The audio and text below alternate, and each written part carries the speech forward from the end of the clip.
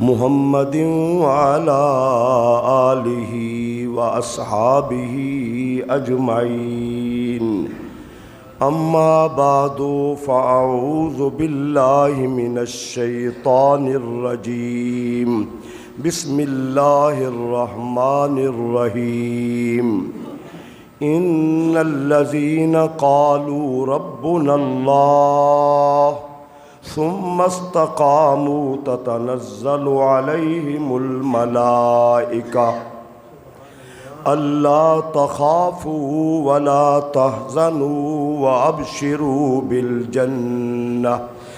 بالجنة التي كنتم توعدون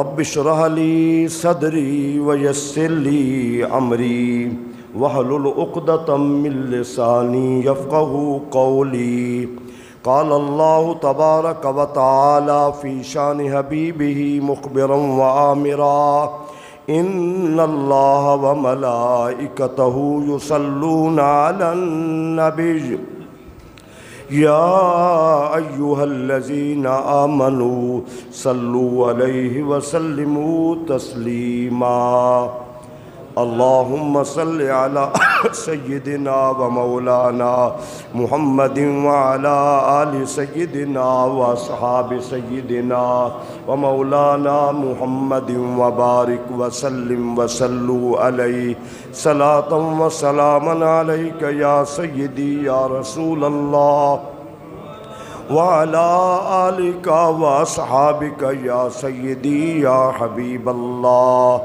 الصلاة والسلام عليك يا سيدي يا رحمة للعالمين وسلم عليك وعلى آلك وأصحابك يا سيدي يا خاتم النبيين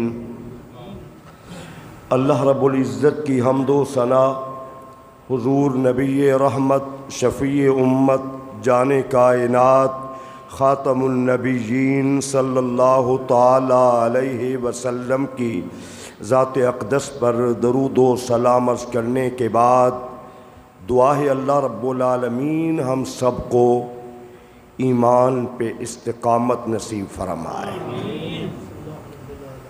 زندگی کے آخری سانس تک اسلام پہ ثابت قدمی اللہ عطا فرمائے اور موت ایمان پہ نصیب فرمائے، یہ سب سے بڑی نعمت ہے۔ سیدنا علی المرتضیٰ رضی اللہ تعالی عنہ سے کسی بندے نے پوچھا بھئی علی ایمان کیا ہے؟ ذرا آپ غور سے سنیں، سب سے بڑی نعمت کیا ہے؟ سب سے بڑی نعمت کیا ہے؟ تو آپ نے ارشاد فرمایا لوگوں کی نظر میں اچھا گھر ہو، اچھی سواری ہو، اچھا بزنس ہو، یہ چیزیں بڑی نعمت ہیں۔ اگر کوئی مجھے علی سے پوچھے کہ سب سے بڑی نعمت کیا ہے، فرمایا کہ سب سے بڑی نعمت یہ ہے کہ زندگی اسلام پہ گزرے اور موت ایمان پہ آ جائے۔ اور ایمان جس چیز کا نام ہے وہ ہے استقامت، اپنے اعمال میں، اپنے کردار میں، اپنے معاملات میں استقامت۔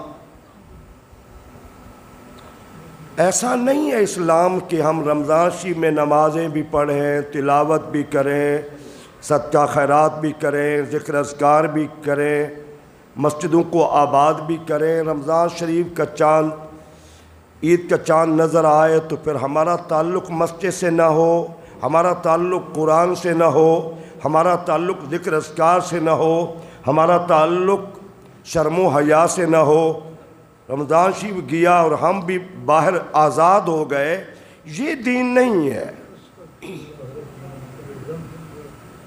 غور سے سنیں تاکہ مناسبت سے میں نے کوشش کی کہ استقامت، اللہ کریم نے قرآن میں کیا فرمایا؟ ان الذین قالوا ربنا اللہ، بے شک جن لوگوں نے کہا کہ اللہ ہمارا رب ہے، یہ بڑی بات ہے۔ اس ایک بات نے ایک مسلمان کو دنیا کے تمام مذاہب سے الگ کر دیا۔ اس نے کہا نا کہ اللہ کیا ہے؟ ہمارا رب ہے. ان الذین قالوا ربنا اللہ، اور پھر اس کے کہنے کے بعد ثم استقاموا، زندگی 50 برس کی تھی، 70 کی تھی، 100 کی تھی، 150 برس کی تھی، پھر اس عقیدے اور نظریے میں تبدیلی نہیں آئی. اللہ اکبر. اس میں تبدیلی نہیں آئی. دنیا بدلی، نظام بدلا، معاملات بدلے، پروگرام بدلے، خواہشات بدلی، لیکن اس نظریے میں تبدیلی نہیں آئی. جس بندے نے کہہ دیا کہ اللہ ہمارا رب ہے، ثم استقاموا، پھر اس پہ ثابت قدم رہے. پہاڑ مضبوط ہے لیکن یہ ممکن ہے اس کو یہاں سے ہٹا دیا جائے. یہ عمارت مضبوط ہے، ممکن ہے گرا دیا جائے. یہ نظام بڑا مضبوط ہے، ہو سکتا ہے بدل دیا جائے، لیکن سب سے مضبوط پروگرام مسلمان کا کیا ہے؟ جس نے کہا اللہ ہمارا رب ہے، پھر اس میں کوئی تبدیلی نہیں آ سکتی. اللہ کرے کہ میری باتیں آپ غور سے سنیں کہ اس پہ ایک ہی بات، کوئی کمپرومائز نہیں ہے. دنیا ساری مخالف ہو جائے، ساری دنیا دشمن ہو جائے، اس نظریے پہ قائم رہنا کہ اللہ ہمارا کیا ہے؟ اللہ ہمارا کیا ہے؟ رب ہے. ثم استقاموا، پھر ثابت قدم رہے. اب انعام کیا ہے؟ یہاں تک بندے کا کام تھا، بندہ نوازی تھی کہ بندے کا تعلق اپنے رب کے ساتھ کیسا ہونا چاہیے. ساری دنیا مخالف بھی ہو جائے، بندے کا تعلق رب سے ٹوٹنا نہیں چاہیے. پھر اللہ کیا فرماتا ہے؟ تتنزل علیہم الملائکہ، فرمایا ان پہ ملائکہ کا نزول ہوتا ہے. فرشتوں سے بہتر ہے انسان بننا. علامہ کہتے ہیں نا فرشتوں سے بہتر ہے انسان بننا، مگر اس میں لگتی ہے محنت زیادہ. اس میں محنت زیادہ لگتی ہے. جب محنت زیادہ لگتی ہے، جب راتیں اللہ کے حضور سجدہ ریزی میں گزرتی ہیں، اور دن جیسے صحابہ رات کے نمازی تھے اور دن کے غازی تھے. میں نے کیا جملہ کہا؟ صحابہ رات کے نمازی تھے اور دن کے غازی تھے. مسجد میں بھی وہی نظر آتے تھے اور ہر بڑے جنگ کے میدان میں بھی وہی نظر آتے تھے. مشکلات میں بھی وہی نظر آتے تھے، مصائب میں وہی نظر آتے تھے. اس لیے کہ پہلے ایمان پہ ثابت قدم رہنے والے حضور کے صحابہ تھے. اللہ اکبر، اللہ اکبر. کہ دین پہ استقامت. دیکھیے نا، جس نے کہا نا کہ اللہ ہمارا رب ہے، بیٹا اپنے باپ کو قتل کر کے آ رہا ہے، بھتیجا چچا کو قتل کر کے آ رہا ہے، سر لا رہا ہے، بھانجا ماموں کا سر اتار کے لا رہا ہے. استقامت یہ ہے کہ اللہ سے اتنا مضبوط تعلق. آج ہمارا تعلق کمزور ہو گیا ہے. یہ مضبوط تعلق. وَأَبْشِرُوا بِالْجَنَّةِ، پہلے فرمایا ملائکہ کا ان پہ نزول ہوتا ہے، اور پھر فرمایا وَأَبْشِرُوا بِالْجَنَّةِ، ان کو جنت کی خوشخبری دے دو. 3 اوقات لکھے ہیں. دنیا سے جا رہا ہے، جنت کی بشارت مل رہی ہے. قبر میں پہنچ گیا ہے، جنت کی بشارت ہے. القبر روضۃ من ریاض الجنہ، مومن کی جو قبر ہے وہ جنت کے باغوں میں سے باغ ہے. قبر سے اٹھے گا تو پھر بھی جنت کی بشارت. جنت تیرا راستہ دیکھ رہی ہے. موت کے وقت قبر و حشر میں مومن کو بشارت دی جاتی ہے جو اپنے ایمان پہ ثابت قدم رہتا ہے. اب ذرا غور فرمائیں کہ اس آیت پر سیدنا صدیق اکبر نے خود تلاوت کی، خلیفۃ المسلمین نے صحابہ کے سامنے. اور وہ ہستی جن کے بارے حضور نے فرمایا میری ساری امت کا ایمان ایک پلڑے میں ہو اور دوسرے پلڑے میں اکیلے صدیق کا ایمان ہو تو پوری دنیا سے بڑھ جائے گا. پوچھ رہے ہیں بھائی اس کے متعلق کیا کہو گے؟ تو صحابہ کہنے لگے لم یذنبو، کبھی وہ گناہ نہ کرے، اللہ کی نافرمانی نہ کرے. فرمایا یہ تو بھاری کام ہے، بڑا مشکل کام ہے۔ کہا تم بھی ارشاد فرما دو، تم کیا کہتے ہو؟ کہا میں کہتا ہوں، جب اس نے کہا نا کہ اللہ ہمارا رب ہے، چونکہ یہ عرب کی زمین پہ شرک عام تھا، بت پرستی عام تھی، کچھ فخریہ انداز میں، کچھ عقیدتاً، کچھ محبتاً، کچھ رسم و رواج میں مبتلا ہو کر وہ بتوں کی پوجا پاٹ کرتے تھے۔ فرمانے لگے جب کہہ دیا اللہ ہمارا رب ہے، پھر زندگی بھر کسی بت کو خدا نہ سمجھے، کسی بت کو خدا نہ سمجھے۔ سیدنا عمر بن خطاب نے تلاوت فرمائی اور پھر فرمایا کہ استقامت یہ ہے اللہ کی عبادت میں، فرائض میں، عبادات میں۔ میں حیران ہو رہا تھا آپ کا قول پڑھ کر کہ اس پہ پھر مکارانہ چالیں نہ آئے، مکاری نہ آئے۔ فرمایا جس طرح لومڑی مکار ہے، مسلمان مکار نہ ہو۔ آپ کیسے کہیں کیسے؟ ہماری مکارانہ چالیں، ہم نے طریقے سے کچھ لوگوں، سب کی بات نہیں کر رہا، برا نہ منانا، کچھ لوگوں کی بات، کچھ لوگوں نے سود کو بھی حلال قرار دے دیا ہے، یہ مکارانہ چالیں ہیں۔ رشوت کو کچھ لوگ سمجھتے ہیں یہ تو مٹھائی ہے، کوئی بات نہیں، میں نے کام کر دیا، اس نے مجھے مٹھائی پیش کر دی، یہ مکارانہ چالیں ہیں، سمجھو ذرا۔ بھئی آپ نماز نہیں پڑھتے جی، کپڑے ناپاک ہیں، یہ مکارانہ چال ہے۔ ایک درویش نے کہا بھائی تم اگر اپنے ظاہری کپڑے پاک اللہ کی بندگی کے لیے نہیں رکھ سکتے تو اللہ تمہارا دل کیسے پاک کرے گا؟ اللہ تمہارا دل کیسے پاک کرے گا؟ تم ظاہری کپڑے پاک نہیں کر سکتے، اللہ دل کیسے پاک کرے گا؟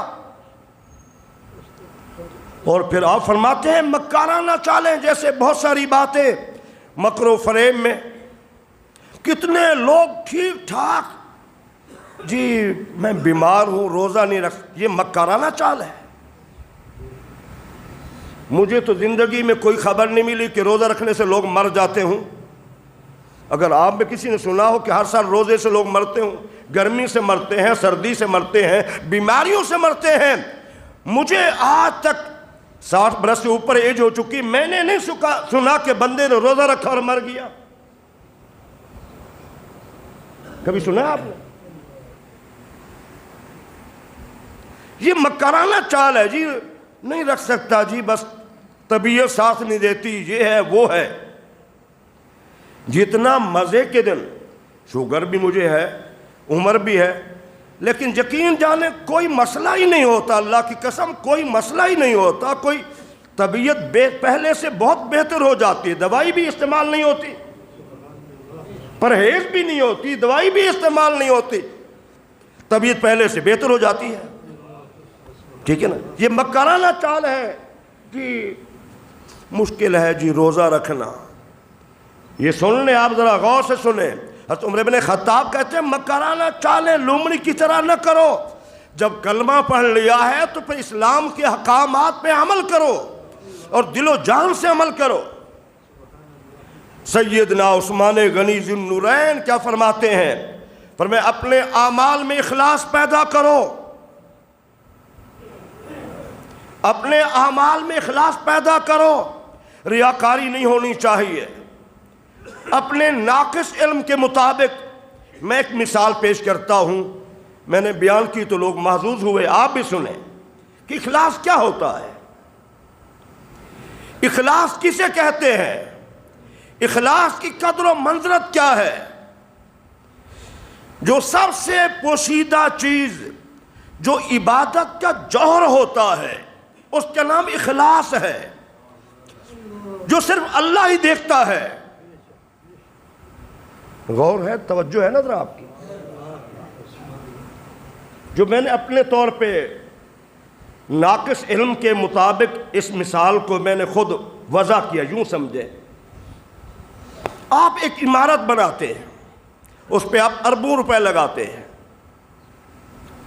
اس کی ساری بلڈنگ بڑی خوبصورت ہے، بڑی حسین ہے، جہاں جہاں جو چیز لگانی چاہیے تھی اس کو اسی جگہ آپ نے فٹ کیا ہے، جہاں پنکھا، جہاں اے سی، جہاں بلب، ٹھیک ہے نا، سارا انتظام مکمل کیا ہے، وائرنگ بھی آپ نے بڑی خوبصورت کروائی ہے، لیکن اتنا اربوں روپے لگانے کے بعد آپ نے ابھی تک اس پوری بلڈنگ میں کرنٹ نہیں چھوڑا۔ آپ نے اربوں روپے لگا لیے، سب کچھ حسین ہے، خوبصورت ہے، بڑی شاہکار عمارت آپ نے بنوائی ہے، لیکن اس میں آپ نے کرنٹ نہیں چھوڑا۔ ہر چیز نظر آتی ہے، کرنٹ نظر آتا ہے؟ نظر آتا ہے کرنٹ؟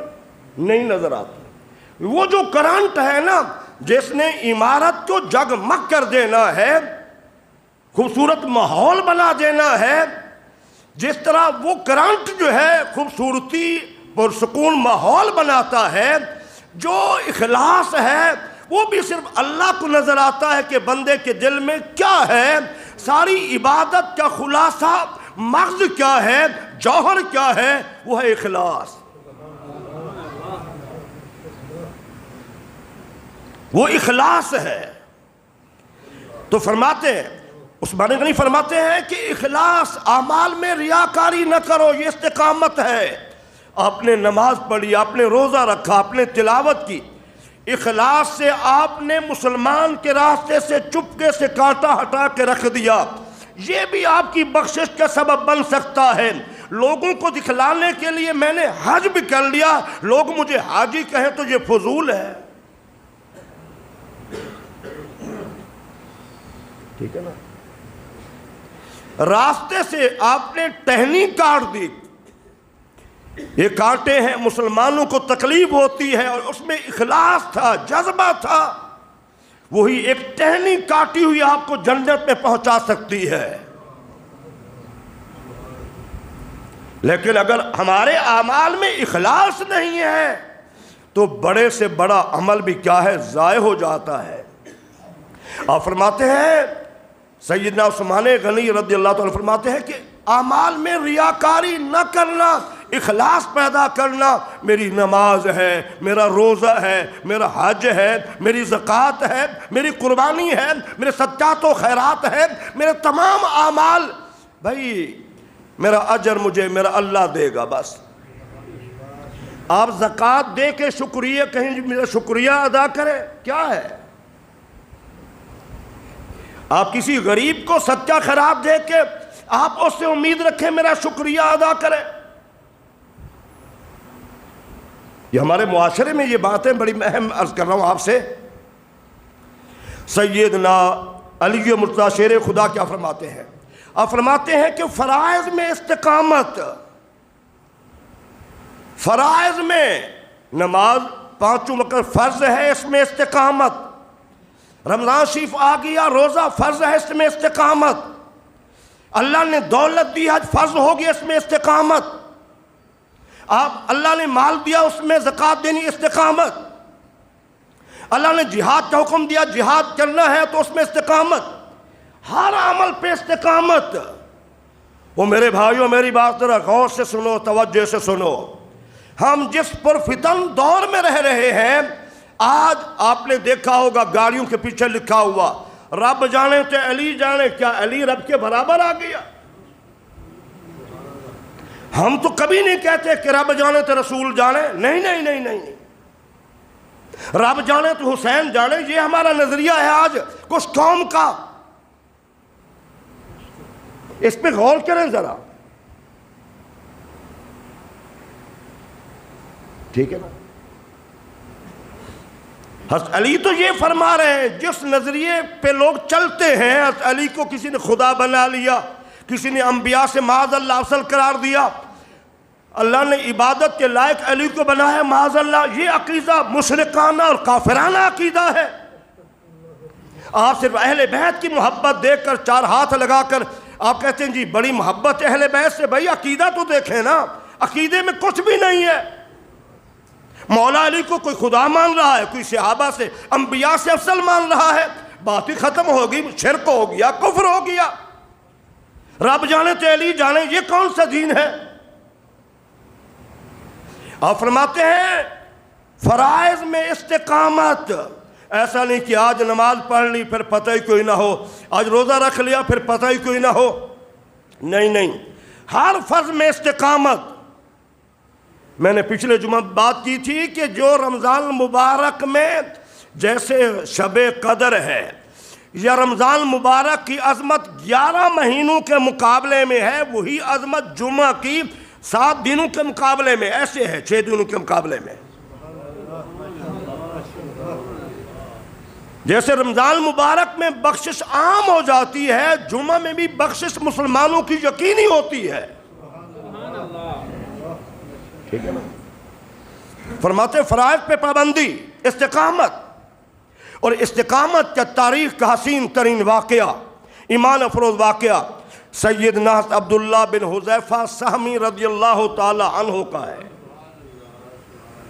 سنیں، ایمان تازہ کریں، پھر اپنے ایمان کو دیکھیں۔ ہماری استقامت کیا ہے؟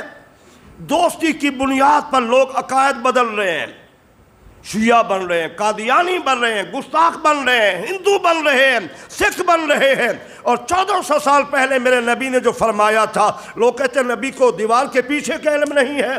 افسوس نہیں ہے، میرے نبی تو پوری کائنات کی خبریں دے گئے ہیں، اور میرے نبی نے یہ بھی فرمایا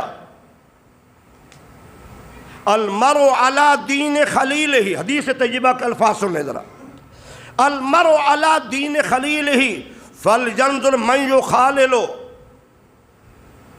فرمایا دوست اپنے دوست کے دین پہ چلا جائے گا، جس سے دوستی لگا رہا اس کو دیکھے سی اس کا دین ہے کیا۔ ہر بندہ دوستی کے لائق نہیں ہوتا، اور کائنات میں سب سے بڑی دوستی کا حق ادا کرنے والے صدیق اکبر ہے رضی اللہ تعالیٰ عنہ۔ زمانے جاہلیت میں جو ان کے دوست تھے، ان تمام دوستوں کو دعوت دے دے کے حضور کا صحابی بنایا، حضور کا غلام بنایا، اور 6 صحابہ وہ ہیں جو 10 مبشرہ بنے ہیں، وہ دوست تھے صدیق اکبر کے۔ اللہ اکبر، اللہ اکبر، اللہ اکبر۔ دوستی یہ ہے۔ آپ نے اخبارات میں پڑھا، آپ نے مختلف چینلوں پہ سنا ہوگا کئی دفعہ، یار پکڑا گیا چوری کرتے ہوئے، اس نے کہا میرا وہ بھی دوست ہے، میرا وہ بھی دوست، وہ بھی میرے ساتھ شامل۔ کتنے لوگ، کئی واقعات، بے شمار واقعات نظر آئیں گے۔ میں کئی لوگوں کو جانتا ہوں دوستی کی وجہ سے عقائد بدل گئے۔ آپ کو، ہر بندے کو آپ دیکھیں اپنے خاندان میں، محلے میں، دوستوں میں دیکھیں، دوستی کی بنیاد پر۔ اور 1400 سال پہلے میرا نبی واضح فرما رہا ہے، لوگ دوستی کی وجہ سے اپنا دین بدل جائیں گے۔ اللہ کی قسم 1400 سال پہلے میرے نبی دیکھ رہا تھا، کائنات کو دیکھ رہا تھا اور فرما رہا تھا، ہم اپنی آنکھوں سے دیکھ رہے ہیں۔ ٹھیک ہے نا؟ تو ذرا غور سے سنیں، استقامت فی الدین۔ حضرت عبداللہ بن حذیفہ سہمی، سیدنا عمر بن خطاب کے دور خلافت میں رومیوں کے ساتھ جنگ ہوئی، عیسائیوں نے گرفتار کر لیا، لے گئے اپنے حاکم کے پاس، سردار کے پاس۔ اس نے جب دیکھا حسین بھی ہے، خوبصورت بھی ہے، قد و قامت بھی ہے، شخصیت بھی نظر آتا ہے، اس نے کہا عبداللہ اپنی آدھی بادشاہ تجھے دینے کے لیے تیار ہوں، اور اپنی جوان خوبصورت بیٹی دینے کے لیے تیار ہوں۔ یہاں قادیانی رشتہ دیتے ہیں، بیٹی بہن کا، لوگ مسلمان قادیانی ہو رہے ہیں، اللہ کی قسم میں آپ کو بتا رہا ہوں۔ یہاں دولت کا کاروبار کا قادیانی چکر دے کے نوجوان قادیانی بن رہے ہیں۔ اس نوجوان کو دیکھو، صحابی رسول کو دیکھو، کتنا بڑی پیشکش کر رہا ہے وہ عیسائی بادشاہ، آدھی بادشاہت بھی لے لو اور میری جوان بیٹی سے رشتہ بھی ہو جائے گا، عیسائیت پہ آ جاؤ، دین چھوڑ دو۔ اللہ قسم، خون کے قطرے قطرے میں یہ واقعہ اثر کرتا ہے۔ تو آپ نے کیا جواب دیا؟ وہ تو نے سمجھا ہے کہ آدھی بادشاہت پہ اور بیٹی دینے پہ میں اپنا اسلام چھوڑ دوں گا؟ تو اپنی بات کرتا ہے، اپنی بادشاہت کی بات کرتا ہے، تو اپنی بیٹی کی بات کرتا ہے، تو مجھے پورے عرب کی بادشاہت بھی دے دے۔ واہ، پورے عرب کی بادشاہت بھی دے دے، بیٹی بھی دے دے، اور تو کہنا ایک آنکھ جھپکنے کی وقت میں بھی اگر تو میرا مذہب قبول کر لے، مجھ سے نہیں ہو سکتا۔ پورے عرب کی بادشاہت، تیری نہیں، پورے عرب کی خوبرو بیٹی بھی، میں اپنے نبی کے دین سے ہٹ جاؤں؟ ایسا نہیں ہو سکتا۔ کیسے لوگ ہیں جو کسی بیٹی کی وجہ سے قادیانی بن رہے ہیں، کسی کی دولت کی وجہ سے قادیانی بن رہے ہیں، کسی کی دولت کی وجہ سے وہ شیعہ اور گستاخ بن رہے ہیں، کسی کی دولت کی وجہ سے ہندو سکھ بن رہے ہیں، اپنے عقائد کو بدل رہے ہیں۔ میرے جوانوں، بوڑھے تو چلے گئے بڑھاپے میں، اسلام میں بڑھاپے کی بھی قدر ہے۔ جو اسلام میں جوانی گزار کے آیا، بڑھاپے میں آ گیا، اس کی بڑی قدر ہے۔ جوانوں، تمہارا خطرہ ہے۔ کہیں رشتے کو دیکھ کر، کہیں کاروبار کے جھانسے کو دیکھ کر، جرمنی میں لوگ جاتے ہیں، مسلمان جاتے ہیں، مجھے پتا چلا اکثریت باقاعدہ لکھ کے دے جاتے ہیں کہ ہم تبلیغ کے لیے، قادیانی تبلیغ کے لیے جا رہے ہیں۔ آسان ویزا چاہتے ہیں جرمنی کا، میں آپ کو بتا رہا ہوں، جرمنی کا آسان ویزا ملتا ہے، قادیانی آپ ڈکلیئر کر دیں، چلو۔ اللہ اکبر کبیرہ، کیسا نوجوان ہے! کہا تو مجھے پورے عرب کی بادشاہت بھی دے دے، جوان بیٹی بھی دے دے، اور پھر کہے کہ ایک لمحے کے لیے جتنا آنکھ جھپکنی ہے، اتنا وقت بھی عیسائیت قبول کر لے تو نہیں کروں گا۔ واہ! اور میرے جوانوں، میری بات غور سے سنو، اللہ تمہاری جوانی میں برکتیں عطا فرمائے، اللہ تمہاری جوانی پہ اسلام کا رنگ چڑھا دے۔ اللہ اکبر۔ اس نے کہا اچھا، اس نے حکم دیا اس کو سولی پہ لٹکا دو، تیر چلاؤ، جسم کو چھلنی کرو۔ تیر چلائے گئے، سولی پہ چڑھایا گیا، پھر اتارا گیا۔ عبداللہ، اب بھی میری بات وہی ہے، آدھی بادشاہت لے لو، بیٹی بھی لے لو، شادی کر لو۔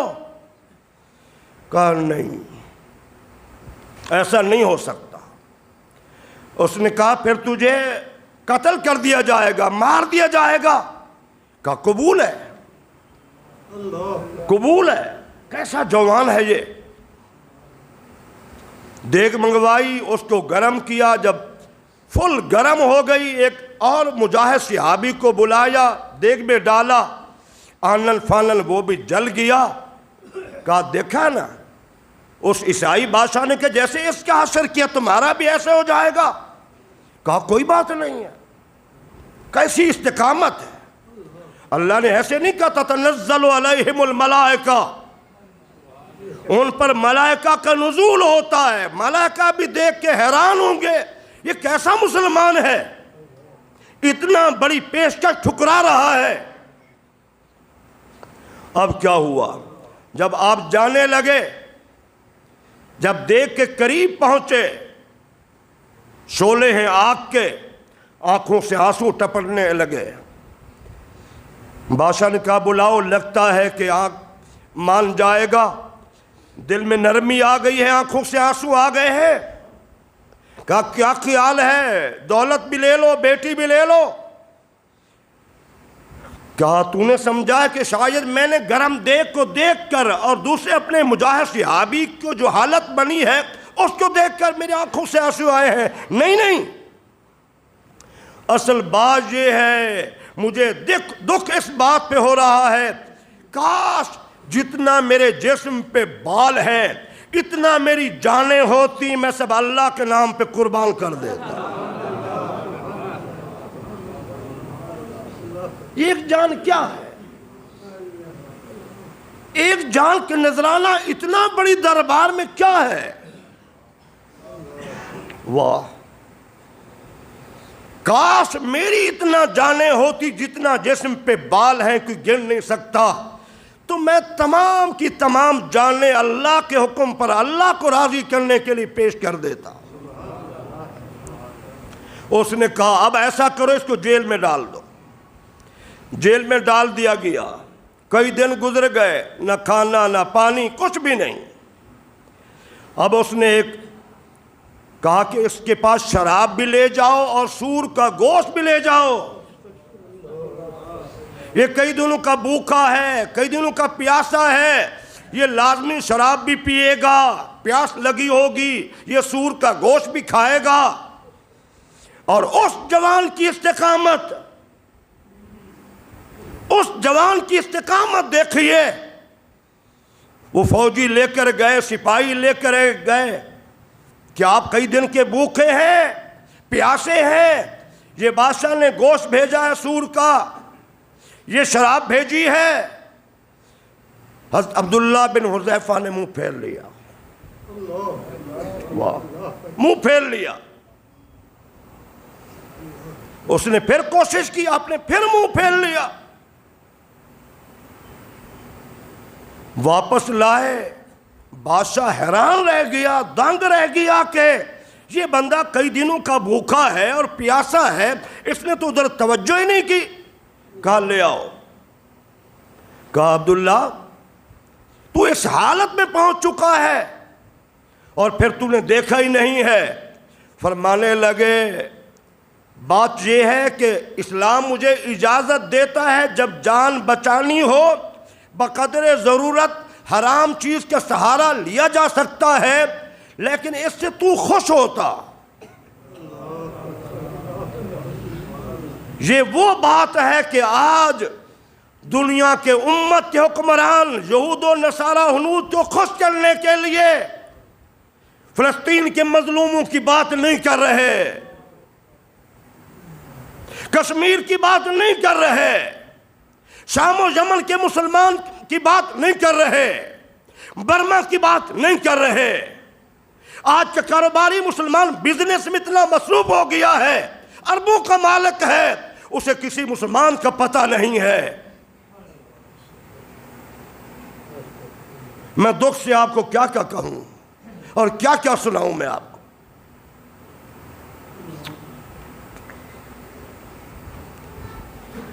اللہ اکبر، اللہ اکبر۔ چلو کہا کہیں ایسا نہ ہو، میں استعمال کر سکتا تھا لیکن میں نے کہا نہیں، کہیں تو خوش نہ ہو جائے۔ اس نے جب استقامت دیکھی، اس نے کہا عبداللہ تم میری پیشانی کو بوسہ دے دو، میں تمہیں رہا کر دوں گا۔ کہا نہیں، اپنی بات نہیں کرتا، میرے ساتھ تمام جتنا مجاہدین قیدی ہے اگر تمام کو رہا کرے پھر میں چوم سکتا ہوں۔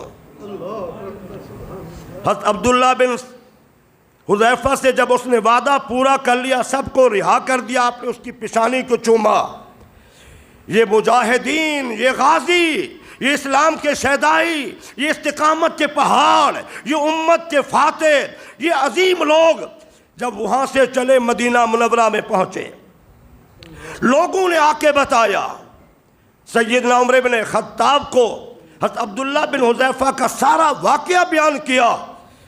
سیدنا عمر بن خطاب خلیفہ وقت خوش ہو گئے، کہا اچھا اگر انہوں نے ایسا کیا ہے تو پھر تمام جتنے لوگ ہیں حضرت عبداللہ بن حذیفہ کی پیشانی کو چومے، پہلے میں چومتا۔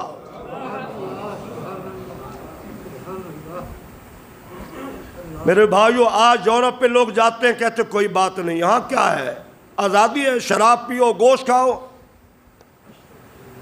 یہاں شراب چلتی ہے۔ مسلمانوں، میں نے حضور کے سیدنا علی کے 2 واقعات سنائے تھے ایک تقریر میں، شاید آپ کو یاد ہو، جو 20 والا جمعہ تھا، شاید آپ کو یاد ہے کہ نہیں ہے، کہ بہتے سمندر میں، سمندر دریا اور نہر کی بات نہیں ہے، بہتے سمندر میں اگر ایک قطرہ شراب کا چلا جائے تو مولا علی کیا فرماتے ہیں، وہ سمندر خشک ہو جائے، خشک ہو جانے کے بعد اس میں گھاس تیار ہو جائے۔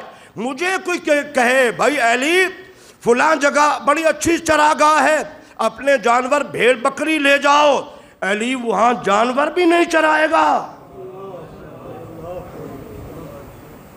تو میرے بھائیو، اپنے اعمال میں استقامت، نماز سے رمضان شریف میں فرض نہیں، پورا سال پوری زندگی فرض ہے۔ تلاوت سے رمضان شریف میں نہیں، پورا سال پوری زندگی قرآن پڑھو، پوری زندگی قرآن پڑھو۔ آپ کے دن اور رات قرآن کی تلاوت کے بغیر نہیں گزرنا چاہیے۔ اپنی بیوی بچوں کو غصے ہوتے ہو، گالیاں دیتے، کچھ لوگ دیتے ہیں، لڑتے مارتے ہیں، کبھی آپ نماز کے لیے بھی غصے ہوئے ہیں، کبھی آپ قرآن کی تلاوت کے لیے بھی غصے ہوئے ہیں؟